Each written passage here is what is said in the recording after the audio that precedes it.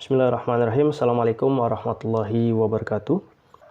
Selamat datang teman-teman semua di komunitas Sarjana Shopee. Salam 1000 orderan. Semoga teman-teman semua dalam keadaan sehat walafiat, lancar urusan dan usahanya, serta diberikan rezeki yang berlimpah. Amin ya robbal alamin. Baiklah teman-teman, pada kesempatan kali ini saya akan bagikan kepada teman-teman fitur-fitur apa saja yang ada di dashboard Seller Center Shopee, serta apa fungsinya dan bagaimana cara menggunakannya. Baiklah, langsung saja berikut videonya. Oke teman-teman, Seller Center Shopee ini adalah tempat kita mengatur dan mengoperasikan segala kegiatan usaha kita, usaha toko online kita di marketplace Shopee. Teman-teman cukup membukanya dengan link seller.shopee.co.id. Kemudian teman-teman login menggunakan akun belanja Shopee teman-teman semua. Jadi buat teman-teman yang sudah ada akun Shopee, yang sudah pernah berbelanja di Shopee, itu teman-teman tidak perlu buat akun baru untuk jualan. Melainkan teman-teman bisa mempergunakan akun itu untuk membuka toko online teman-teman.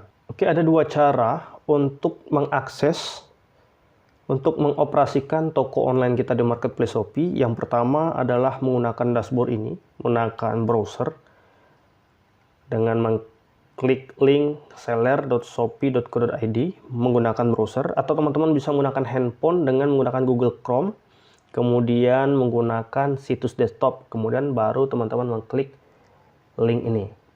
Atau cara yang kedua itu menggunakan smartphone dan menggunakan aplikasi Shopee. Caranya adalah sebagai berikut. Jadi pertama-tama teman-teman buka aplikasi Shopee yang ada di smartphone teman-teman. Kemudian di kanan bawah itu ada keterangan saya, teman-teman klik di situ. Kemudian di sebelah kanan atas itu ada toko saya.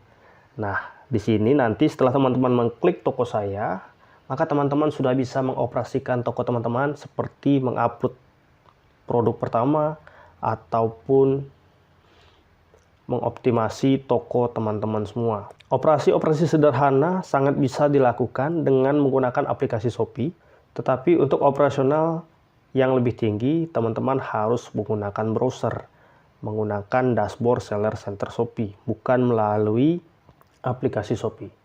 Untuk proses orderan, untuk membalas chat, untuk mengupload produk pertama teman-teman sangat bisa menggunakan aplikasi Shopee, tetapi untuk operasional lainnya, terutama seperti iklan, dan optimasi yang lebih tinggi yang lainnya, teman-teman saya sarankan untuk menggunakan browser, menggunakan dashboard Seller Center Shopee. Kenapa? Karena tidak semua fitur yang ada di dashboard Seller Center Shopee yang di browser itu ada di aplikasi Shopee. Yang ada di aplikasi Shopee hanya operasional sederhana saja. Oke, kita lanjut. Ketika teman-teman pertama kali login ke dashboard Seller Center Shopee, teman-teman akan dihadapkan pada menu utama ini, di mana pada bagian ini teman-teman ada tab yang perlu dilakukan. Nah, biasanya di sini akan muncul jumlah orderan yang harus teman-teman proses. Seperti di sini misalnya ada orderan yang belum bayar, maksudnya konsumen sudah order, sudah check out, tetapi mereka belum melakukan pembayaran. Untuk konsumen yang sudah melakukan pembayaran, maka dia akan pindah ke sini. Ini nanti 0 ini akan berubah menjadi jumlah orderan, misalnya 10, 15, dan lain sebagainya.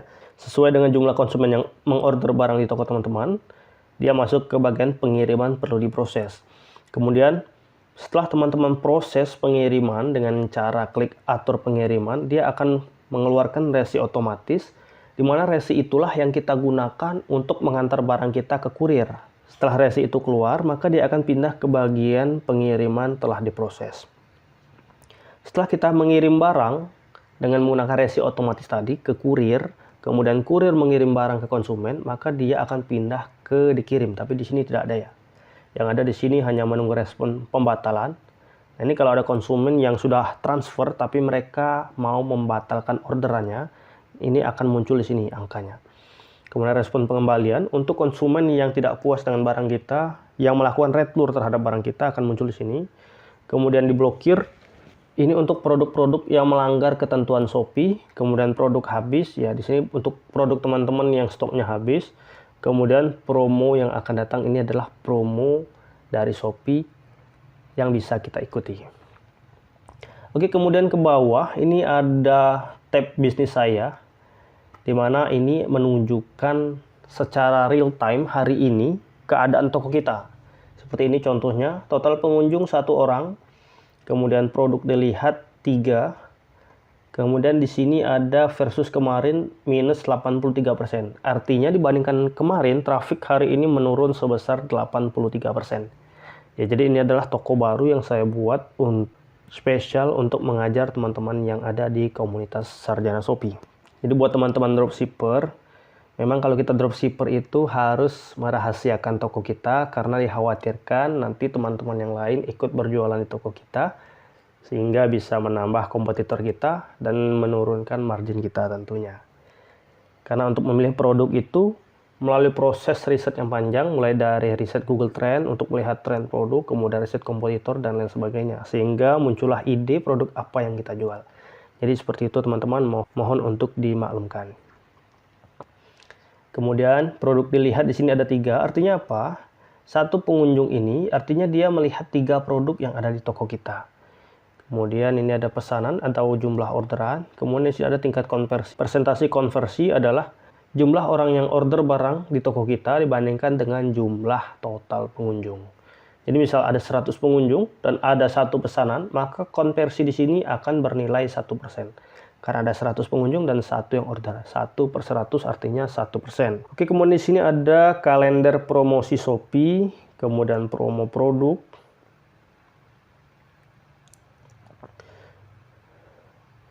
Kemudian ada promo voucher.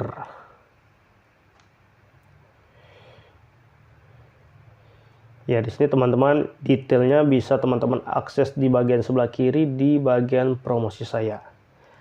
Kemudian di sini ada fitur populer, voucher toko saya, promo, dan lain sebagainya.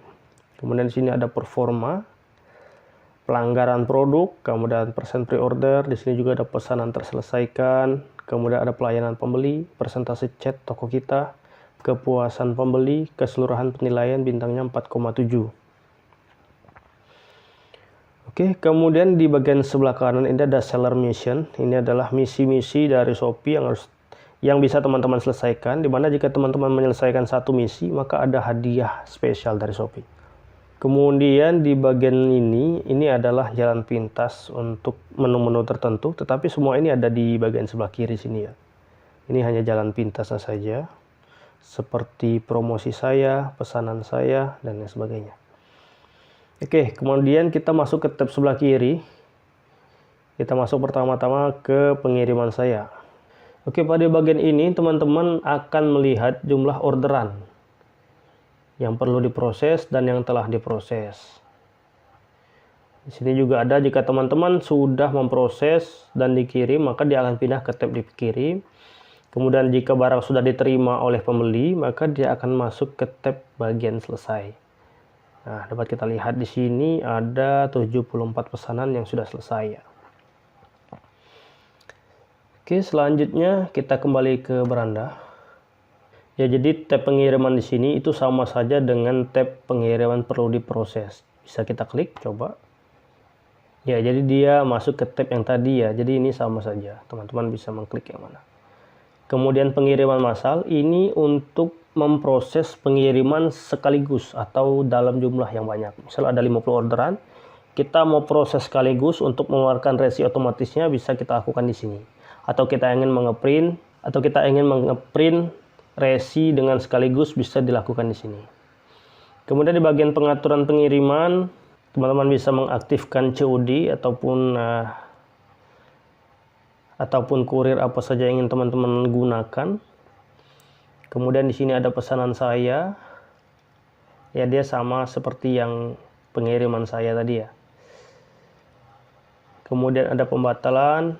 Ini adalah orderan yang dibatalkan oleh konsumen. Kemudian di sini ada pengembalian untuk konsumen yang melakukan retur terhadap barang kita. Kemudian di sini ada produk saya. Kita bisa tambahkan produk baru di sini. Ya, jadi untuk menambahkan produk baru, kita masuk ke bagian produk, kemudian produk saya, kemudian tambah produk baru. Kemudian teman-teman masukkan judul produk. Misal saya ingin menjual tas wanita selempang. Kemudian di sini kategori tas wanita, misal ya tas selempang dan tas bahu. Kemudian lanjut. Nah, kemudian teman-teman siapkan foto produknya di sini dan siapkan juga video produknya, deskripsi produk. Kemudian spesifikasi ini tidak perlu teman-teman isi semua, cukup yang ada bintangnya saja yang harus teman-teman isi. Merek, kalau tidak ada merek kita isi tidak ada merek. Bahan, kalau kita nggak tahu bahannya apa, kita isikan lainnya saja.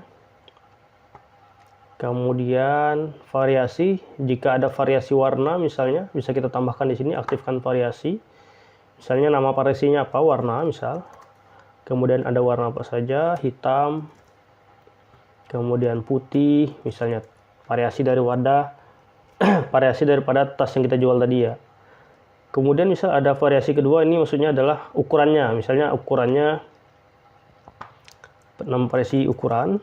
Misal tasnya ada ukuran S misalnya, ada tasnya ukuran L dan lain sebagainya. Kemudian informasi variasi, di sini harga.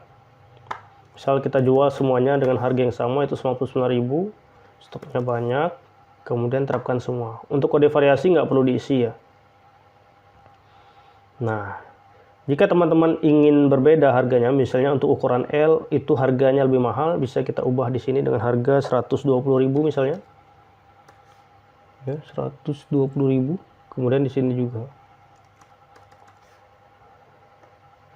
Ya, ini adalah foto tasnya, misalnya tas warna hitam, kita masukkan di sini, tas warna putih di sini. Panduan ukuran, misalnya untuk S itu berapa senti panjangnya dan lain sebagainya. Ini isi berat.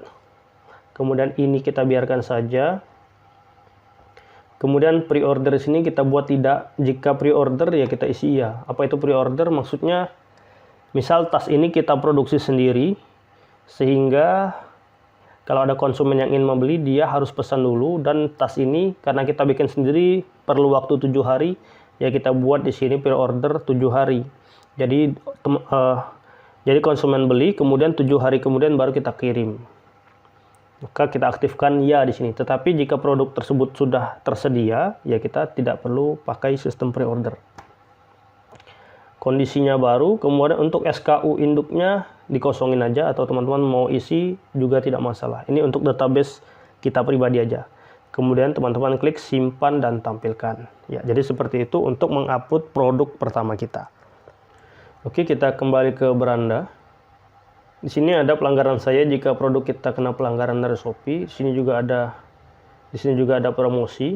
Jika kita ingin membuat promosi diskon misalnya atau voucher ikuti toko. Kemudian di sini ada iklan Shopee.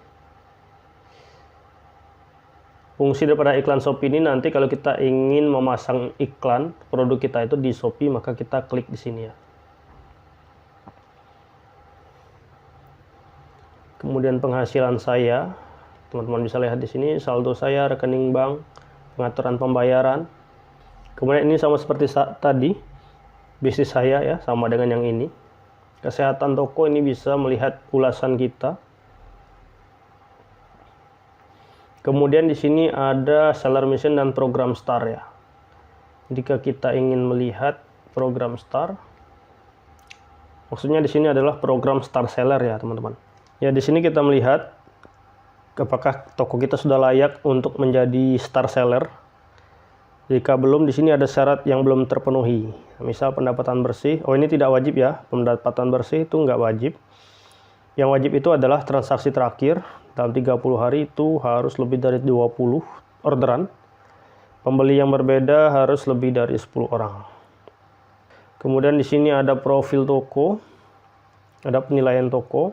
Nah, di sini kita bisa lakukan dekorasi ya, dekorasi toko kita, misal deskripsi toko di sini. Kemudian di sini kita ada dekorasi toko. Ya, untuk branding toko ya, ada di materi pada video selanjutnya di bagian branding toko, tapi nanti akan saya jelaskan lebih detail lagi bagaimana cara mendekorasi toko sehingga lebih profesional. Kemudian ada laporan saya. Ini adalah laporan penjualan ya teman-teman. Kemudian kategori-kategori yang ada di toko, produk terbaru misalnya dan lain sebagainya. Toko kategori toko kita, kategori produk yang ada di toko kita. Kemudian ada alamat saya. Ya kalau dropship kita alamatnya sesuaikan dengan alamat dropship kita, alamat supplier kita. Dan alamatnya tidak harus detail ya, sampai ke nomor rumah itu nggak perlu, kecuali kita mengaktifkan kurir layanan instan atau same day. Tapi jika kita tidak mengaktifkannya, tidak perlu alamat detail di sini. Kemudian pengaturan toko, ada pengaturan privasi dan lain sebagainya, dan akun. Di bagian akun ini teman-teman wajib upload informasi KTP ya di sini supaya teman-teman bisa dapat label star seller dan ikut gratis ongkir. Oke, jadi itu saja fitur-fitur yang bisa kita gunakan di dashboard Seller Center Shopee. Silakan teman-teman explore lebih dalam secara mandiri. Fungsi-fungsi dasarnya sudah saya jelaskan tadi. Di next video kita akan belajar lebih dalam bagaimana mengoptimasi agar toko kita bisa pecah telur hingga mendapatkan banyak orderan. Oke, satu lagi. Ini adalah chat, fitur chat ya. Jadi untuk konsumen yang menanyakan tentang produk kita akan muncul di sini. Oke, itu saja yang dapat saya sampaikan. Semoga bermanfaat. Terima kasih. Assalamualaikum warahmatullahi wabarakatuh.